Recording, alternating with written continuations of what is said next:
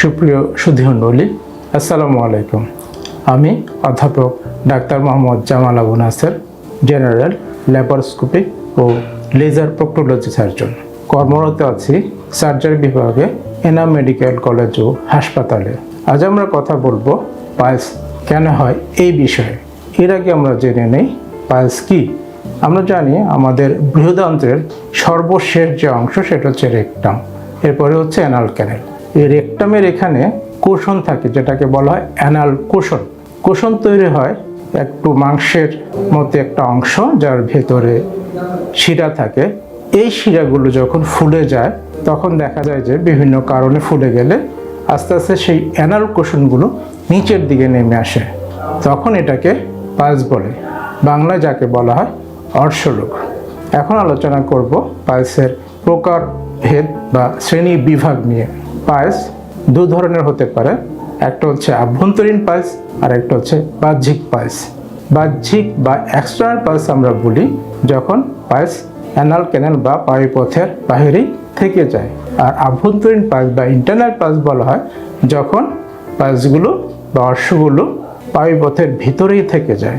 Internal বা আভ্যন্তরীণ pulse সাধারণত তিনটি পজিশন বা অবস্থানে হয়। আমরা ঘড়ির কাঁটা যদি চিন্তা করি তাহলে একটা হবে 3 বা 3 o'clock পজিশনে, একটা হবে 7 বা 7 o'clock পজিশনে, আরেকটা হচ্ছে 11 বা 11 o'clock পজিশনে।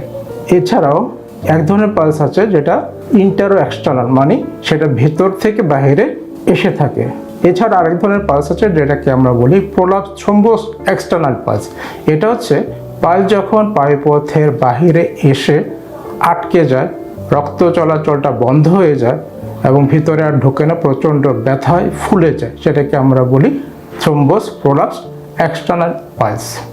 এখন আমি আলোচনা করব আমাদের সবচেয়ে গুরুত্বপূর্ণ আলোচনা, পালস কেন হয় এ ব্যাপারে। সবচেয়ে বেশি যে কারণে পালস হয় সেটা হচ্ছে কোষ্ঠকাঠিন্য। দেখা যায় যে প্রায় 90% রোগীর ক্ষেত্রেই প্রধান কারণ হচ্ছে কোষ্ঠকাঠিন্য। এছাড়াও যারা দীর্ঘক্ষণ দাঁড়িয়ে কাজ করেন, যারা একটু মোটা, যাদের লিভারের কোনো সমস্যা থাকে, লিভার ডিজিজ থাকে, অথবা প্রেগনেন্সিতে যারা প্রেগনেন্ট মহিলা, গর্ভবতী, তাদেরও পালস হতে পারে। এখন আমি আলোচনা করব পালসের লক্ষণ বা উপসর্গ নিয়ে। পালসের প্রধান লক্ষণ হচ্ছে মলদ্বার দিয়ে রক্ত পড়া।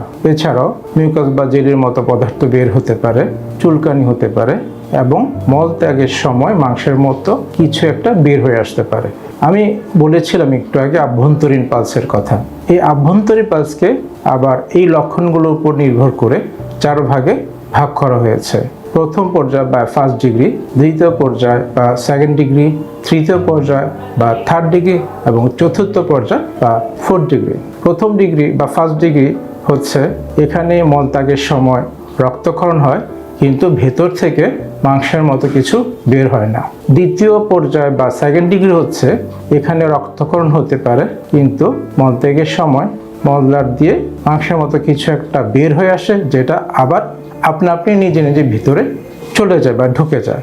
তৃতীয় পর্যায় বা থার্ড ডিগ্রি হচ্ছে মলত্যাগের সময় সে মাংসপিণ্ডটা বের হয়ে আসে এবং সেটা আঙ্গুল দিয়ে পেশেন্টকে নিজে, রোগীকে নিজে ভিতরে ঢুকিয়ে দিতে হয়। আর চতুর্থ পর্যায় বা ফোর্থ ডিগ্রি পালস হচ্ছে এটা মলদ্বার দিয়ে সবসময় বের হয়ে থাকে, এটা আর ভিতরে ঢোকে না। কি উপায়ে পালস বা অর্শরোগ নির্ণয় করা হয়? সাধারণত আমরা চেম্বারে রোগী আসলে হাত দিয়ে এক্সামিনেশন করি। হাতের মধ্যে গ্লাস পরে এক ধরনের লুব্রিক্যান্ট বা জেলির মতো, যেটা কিছুটা আবশ্যকরও সামর্থ্য আছে, এই ধরনের একটা জেলির মতো পদার্থ দিয়ে হাত দিয়ে আঙ্গুল দিয়ে পরীক্ষা করে অনেক সময় দেখি। প্রক্টোস্কোপি বলে একটা প্রসিডিওর বা প্রক্রিয়া আমরা করি। প্রক্টোস্কোপ হচ্ছে ছোট একটা যন্ত্র, স্টিলে, এটা দিয়ে আমরা ভিতরে টর্চ দিয়ে পালস দেখতে পারি। অনেক সময় আমরা চেম্বারে যদি খুব ভালোভাবে এটা ডায়াগনোস করতে না পারি, নির্ণয় করতে না পারি, তাহলে আমরা সিগমোইডোস্কোপি করি। সুপ্রিয় দর্শক মণ্ডলী, এতক্ষণ আমি পালসের প্রাথমিক কিছু বিষয় নিয়ে আলোচনা করলাম। পরবর্তী ভিডিওতে পালসের সর্বাধুনিক চিকিৎসা নিয়ে আলোচনা করব। এতক্ষণ ধৈর্য ধরে আমার এই কথাগুলো শোনার জন্য অনেক ধন্যবাদ।